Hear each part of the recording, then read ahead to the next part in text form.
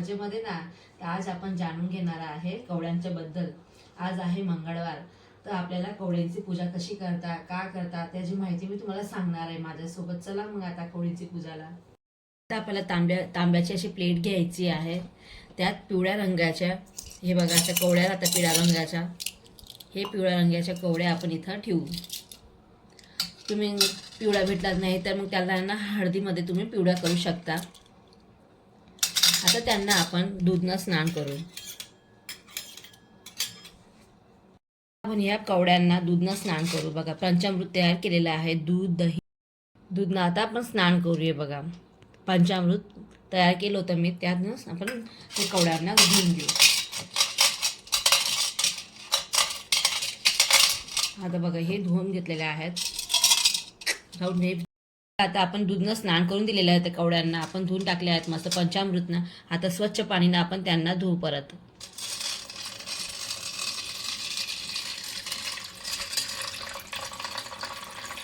अशा प्रकारे त्यांना स्वच्छ पाणीने धुवून घ्यायचे आहेत.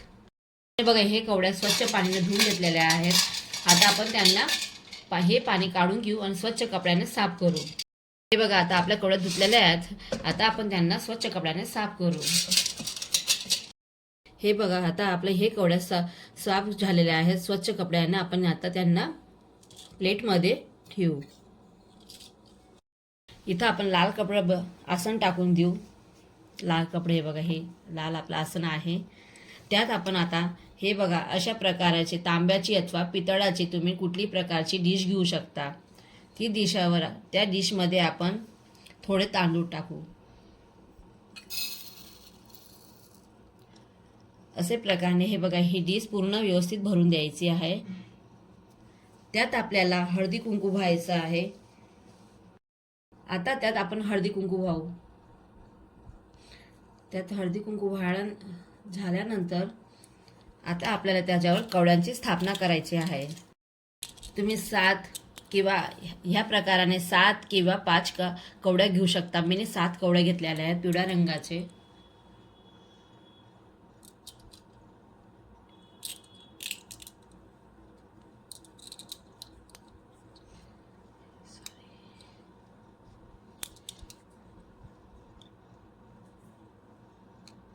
आता त्या सगळ्या कवड्यांवर आपण हळदी कुंकू वाहून देऊ.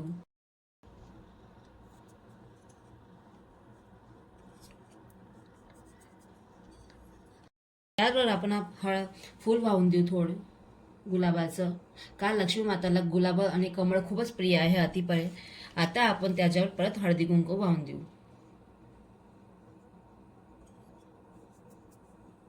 बघा हे अशा प्रकारे आपली कवड्यांची पूजा संपूर्ण झाली. हे बघा आता आपल्या कवड्यांची पूजा संपूर्ण झाली आहे. आता ही कवडी आपण लक्ष्मी माताच्या समोर ठेवून देऊ. ही प्लेट गुलाबाचं फूल बी माताजवळ ठेवून देऊ. हे बघा हे अशा प्रकारे ही डिश आपण माता समोर ठेवलेली आहे.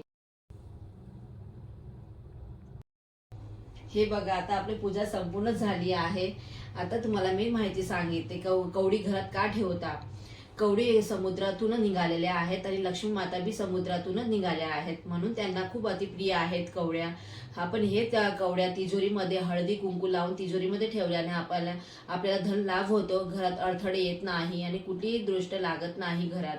आणि आपण ही कवड्यांची पूजा पौर्णिमाला, मंगळवारी, शुक्रवारी, वैभव लक्ष्मी माताला मार्गशीर्ष महिन्यामध्ये आणि लक्ष्मीपूजनमध्ये आपण त्यांना वापर केला जातो, म्हणून त्याला अतिप्रिय मानलेले जात आहेत. आणि हे कवड्या आपण पिवळ्या रंगाच्या वापरायच्या. ते तुम्हाला पिवळ्या रंगाच्या कवड्या नाही भेटल्या तर तुम्ही व्हाईट कलरच्या कवड्यांना हळदीमध्ये भिजवून त्यांना पिवळा रंग देऊ शकतो. म्हणून ह्याला आणि आपण घरामध्ये त्यांच्या कवडीचे तोरणही लावू शकतो. कवडीचे तोरण खूप शुभ मानले जातं. माझ्या दरवाजाला कवडीचे तोरण लावलेले आहे मीने.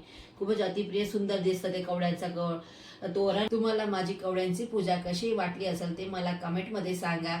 आणि बघा तुम्हाला जर आवडली असेल तर मला लाईक करा, शेअर करा, सबस्क्राईब करा आणि कमेंटमध्ये श्री स्वामी समर्थ लिहा. श्री स्वामी समर्थ सगळ्यांना.